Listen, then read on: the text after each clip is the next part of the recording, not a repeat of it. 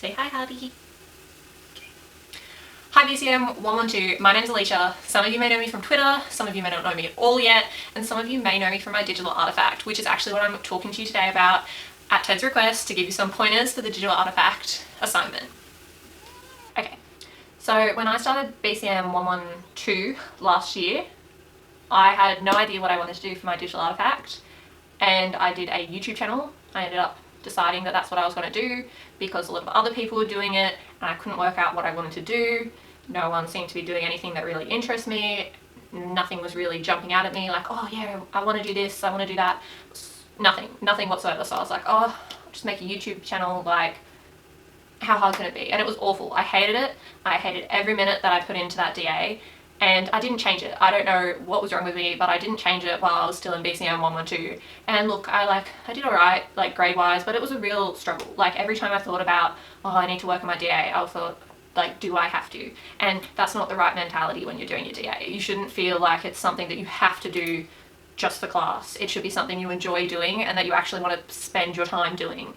So by the time BCM 114 rolled around next semester, I said to myself, enough is enough. I can't sit through another semester of doing YouTube videos. I can't. So I decided to ask myself, what did I want to get better at? What do I enjoy doing already? And what did I really want to spend my time working on for the DA? And I came up with Made in Oz by Alicia. Made in Oz by Alicia is an Etsy shop, which I run for my DA. And I have an accompanying Instagram account, which I use to promote it and show some behind the scenes of me making my different crafts. So when I first pitched Made in Oz by Alicia to my tutor, in the pitch video, I believe, I said that I was going to do all these things. I was going to have a website, I was going to have a blog, I was going to have a Redbubble as well as the Etsy, I was also going to have the Instagram, and maybe it was going to have a Twitter. Maybe it was also going to have a Pinterest. No, it didn't need all that stuff. It ended up just being the Etsy page and the Instagram page, and that was more than enough. A lot of you are going to try and reach for all these different platforms or try and do all these different things, and it's just unrealistic. So with that said, I've got 8 things that I want to share with you that I wish I knew or listened to more before I started work on my DA. All organised here with my notes. Okay. Number 1, you are not locked into your DA idea. So in the coming week, you're going to pitch your idea and you're going to think that's it, you're locked in. You are not. You can change your DA idea up until technically the day before you hand it in. And you know, as long as the whole way through you can justify why it changes, you're allowed to change your DA idea. That's perfectly fine. And a justification for changing your idea can simply be that you're not enjoying it. That's listening to your own feedback, and that's super important in the DA. And talk to your tutors about it because they will help you with the whole process of changing it. And often they'll be able to give you some insights into perhaps other students that have done it or directions that your DA could change to that might make them better for you. You're not locked in. You're never locked into your DA idea. Number 2, don't just do a DA that you think will impress your tutor or something that you just simply don't want to do.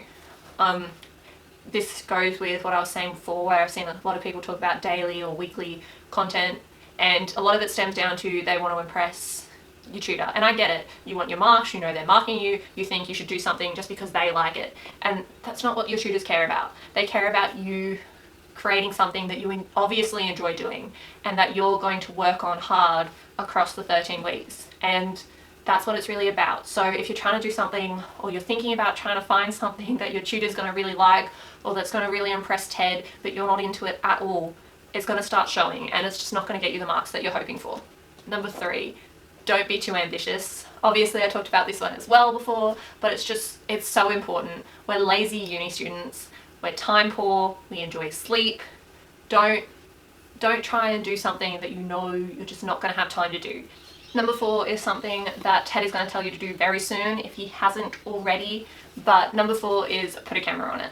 So essentially for some of you this is going to be literal and for some of you it's going to be a little bit more figurative, but it's basically saying whatever you already do, find a way to make it a digital artifact, whether that be you go on hikes all the time, take a camera and film it and make a YouTube channel, or take a camera and take photos and make an Instagram, or if you are really into art, make it an Etsy page, make it Redbubble. Whatever you're already doing can be a digital artifact, you just haven't found a way to do it yet. Number 5, utilize Twitter, however that may be, to help you come up with an idea or help you develop an idea or anything to do with your DA. Anything to do with the course, but anything to do with your DA, 2nd and 3rd years, 4th and 5th years, because some people are here forever, they're always willing to help you. Your tutors are on there, TED's on there, everyone is willing to help you with your DA. Number 6, your feedback loops include you. So TED probably won't talk about this for a little while yet, but there's this thing called a feedback loop when you're producing anything, and essentially it means that yes, people responding to what you're making is feedback, but how you feel about what you're making as well is also feedback. So if you're feeling like what you're creating is amazing and you love it, but no one else is really loving it, that's okay. If you like it, that's what's important. Same thing goes for if you hate it but other people love it. Your feedback is important to what you're doing. Number 7, explore platforms that allow you to monetize your DA. So these include Etsy, Redbubble, maybe even Kickstarter. I don't know what you're doing, but you know, anything like that. It makes you so much more excited to work on your DA. Trust me. You know, I've seen a lot of people that start off just with an Instagram for their art or whatever they're doing, and then it's not till their 2nd or 3rd year that they start to go on and look for ways to monetize it through Etsy and Redbubble. And then they always say, like, why didn't I do it to start with? You guys can do it to start with, and I highly recommend it. When I started my Etsy page last semester, within 4 weeks I'd made $100. Number 8 is probably the most important one, and that is to trust yourself and your DA ideas. You don't need to just copy what everyone else is doing for their DA because everyone else is doing it and you think that whatever you're thinking about is not right. If you're thinking about something that has never been done before or you can't see anyone else doing it, that's probably the best thing ever. It's probably a great idea and we probably all can't wait to see it. So don't be scared to do something that no one else is doing, because that probably means that it's the perfect DA for you. So really just trust whatever ideas are in your head right now. Have a chat to your tutors, tweet it, see what people say, but trust yourself and your ideas, because if you don't trust yourself and your DA, it's not going to go far. But as soon as you start trusting your ideas, you're going to be able to let your creativity go nuts. So yes, that was the end of my advice for you all. So I can't wait to see all your ideas on Twitter and see some of your pictures in the coming week, but I hope that helps you a little bit with your DA. I'm always on Twitter if you want to ask any questions, if you want to have a look at my DA, I'll leave it all there, but you guys are going to be fine. So good luck with your DAs.